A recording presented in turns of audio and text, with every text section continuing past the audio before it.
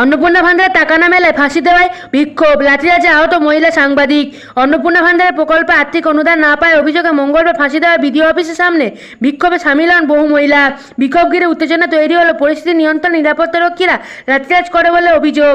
ঘটনায় কয়েকজন মহিলা আহত হওয়ার পাশাপাশি কয়েকজন সংবাদকর্মীও জখম হয়েছেন। জানা গিয়েছে, জনকল্যাণ শিবিরের আবেদন করার পরও অন্নপূর্ণা ভান্ডারের টাকা তাদের অ্যাকাউন্টে জমা পড়েনি বলে অভিযোগ তুলে বিডিও অফিসের সামনে জড়ো হয়ে শতাধিক মহিলা।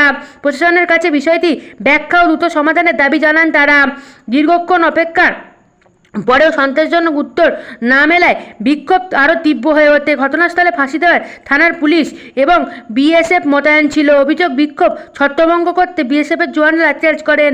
এই ঘটনায় কয়েকজন মহিলা আহত হন এবং দায়িত্ব পালন করতে গিয়ে কয়েকজন সাংবাদিকও চোট খান। ঘটনার পর নিরাপত্তারক্ষীদের ভূমিকা নিয়ে প্রশ্ন উঠেছে। তবে এই বিষয়ে প্রশাসন বা বিএসএফের পক্ষ থেকে এখনও পর্যন্ত কোনো আনুষ্ঠানিক প্রতিক্রিয়া পাওয়া যায়নি। আপনারা দেখছেন বনশ্রী নিউজে।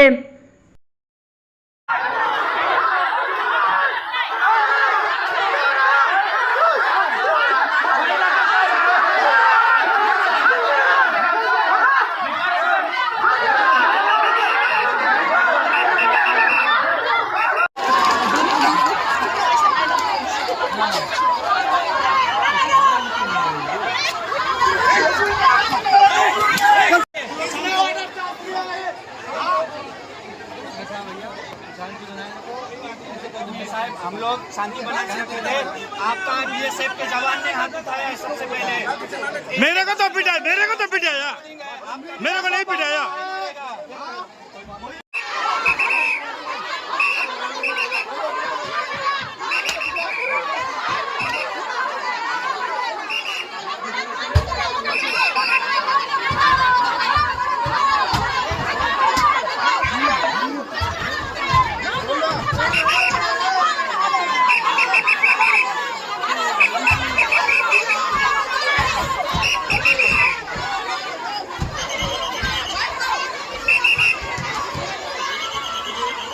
অফিসে সব জিপি থেকে মহিলাগুলো এসেছিল।